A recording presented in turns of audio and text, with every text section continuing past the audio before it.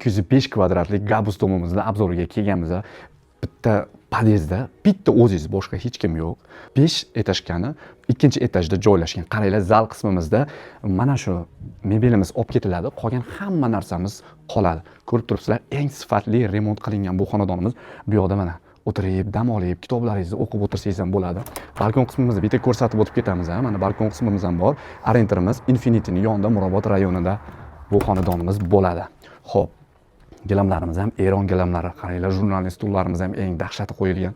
Televizorlarimiz, komodlari, kaminlari va domashniy kinoteatrlarimiz ham bor. Bu yoqda esa qaranglar, aboylarimiz italyanskiy aboylar qilingan. Endi xonalarni birma-bir yana ko'rsatib o'taman.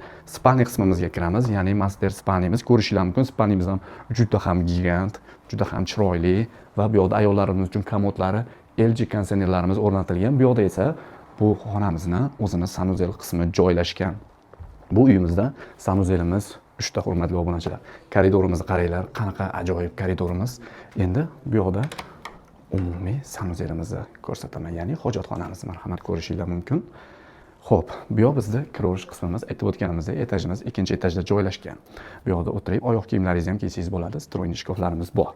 Xo'p, keling endi bu xonamizga. Bu yoqda ham bemalol o'tirib, damlarni olib, mana televizorlarni ko'rasiz, ofisniy variant qilib foydalansangiz ham bo'ladi. Hurmatli obunachilar, endi qolgan xonalarni ko'ramiz. Xo'p, bu yoqda esa bizni sanuzel qismimiz joylashgan. Hurmatli obunachilar, ko'rishingiz mumkin. Endi ayollarimiz mazza qilib ijod qiladigan joylari mana shu oshxona qismimizga eng ko'p mehr berilgan. Qaranglar, gaz plitalarimiz, xullas hamma texnikalarimiz Simek firmasiniki qo'yilgan, bilasiz. Bu birinchi o'rinda turadi, hatto Bosch'dan ham yuqori darajada. Bu naturalniy toshdan qilingan. Qancha bu yoqda pichoq ishlatasizmi, hech narsa bo'lmaydi.